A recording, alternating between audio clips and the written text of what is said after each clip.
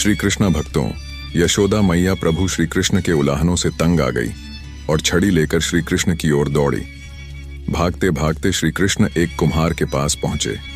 कुम्हार अपना काम कर रहा था, लेकिन जैसे ही उसने श्री कृष्ण को देखा तो वह बहुत प्रसन्न हुआ। कुम्हार जानता था कि श्री कृष्ण साक्षात परमेश्वर हैं। प्रभु ने कुम्हार से कहा, भैया मुझे कहीं छुपा लो। तब कुम्हार ने श्री कृष्ण को एक बड़े से मटके के नीचे छिपा दिया। कुछ ही क्षणों में मैया यशोदा भी वहां आ गईं और कुम्हार से पूछने लगी, क्यों रे कुम्हार, तूने मेरे कन्हैया को कहीं देखा है क्या? कुम्हार बोला, नहीं मैया, मैंने नहीं देखा। श्री कृष्ण यह सब बातें बड़े से घड़े के नीचे छुपकर सुन रहे थे। मैया वहां से चली गईं।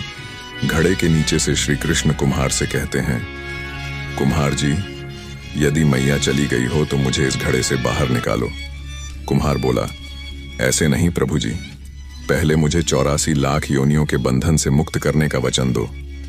भगवान मुस्कुराए और कहा, तथास्तु, अब तो मुझे बाहर निकाल दो। कुम्हार कहने लगा, मुझे अकेले नहीं प्रभु जी, मेरे परिवार के सभी लोगों को भी मुक्त करने का वचन दोगे तो मैं आपको इस घड़े से बाहर निकालूंगा। प्रभु जी कहते हैं, चलो ठीक है, तथास्तु, अब तो मुझे घड़े से बाहर निकाल दो।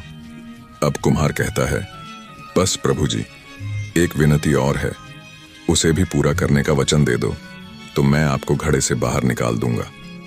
भगवान बोले, वो भी बता दे, क्या कहना चाहते हो?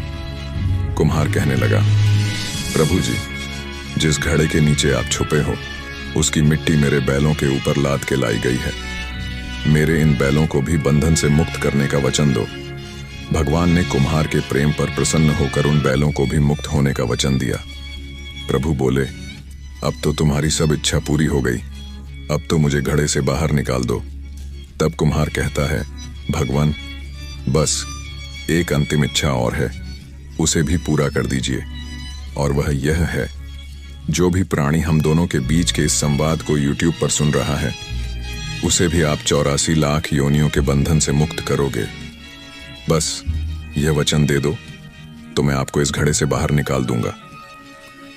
कुम्हार की प्रेम भरी बातों को सुनकर प्रभु श्री कृष्ण बहुत खुश हुए और कुम्हार की इस इच्छा को भी पूरा करने का वचन दिया।